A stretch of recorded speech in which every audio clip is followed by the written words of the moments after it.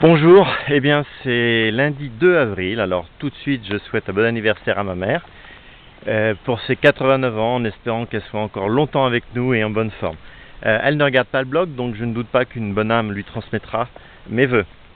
Il est 11h15 du matin, ici au Litchfield National Park, c'est-à-dire le parc national du Litchfield qui est juste à côté de Darwin. Darwin c'est le nord de l'Australie, où je suis arrivé hier en ayant pris un vol de Perth à Darwin. Dans ce parc, il y a pas mal de choses à voir, notamment des étranges termites qui construisent des termitières immenses avec de la terre, et puis surtout des termites qu'ils appellent magnétiques et qui vont construire leur termitière qui ressemble un peu à une feuille en fonction de l'orientation du champ, elle se base sur le champ magnétique terrestre.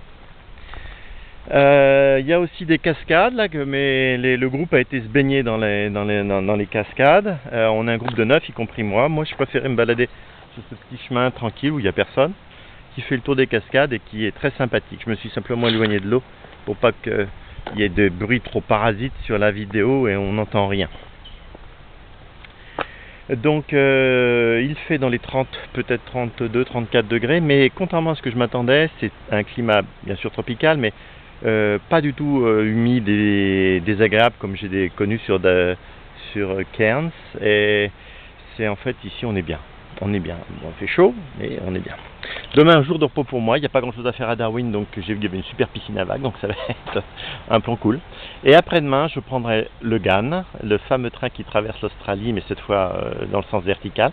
Et j'irai jusqu'au centre de l'Australie qui s'appelle Alice Springs, où je visiterai le désert rouge et notamment ce fameux rocher qui s'appelle Ayers Rock, Uluru en langage papou, j'allais dire, enfin des aborigènes. Donc ça c'est 24 heures de train à partir de mercredi et j'arriverai donc jeudi. C'est une autre histoire encore à écrire, je vous en reparlerai.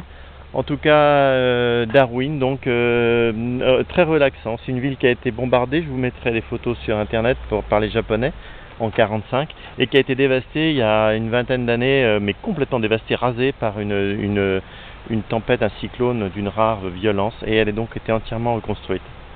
Donc elle a failli disparaître cette ville et donc elle est toute neuve, hein, c'est tout neuf à l'intérieur. Beaucoup de Français, j'ai trouvé énormément de Français, mais je ne sais pas pourquoi. Darwin, ça doit les attirer, d'ailleurs quelque chose.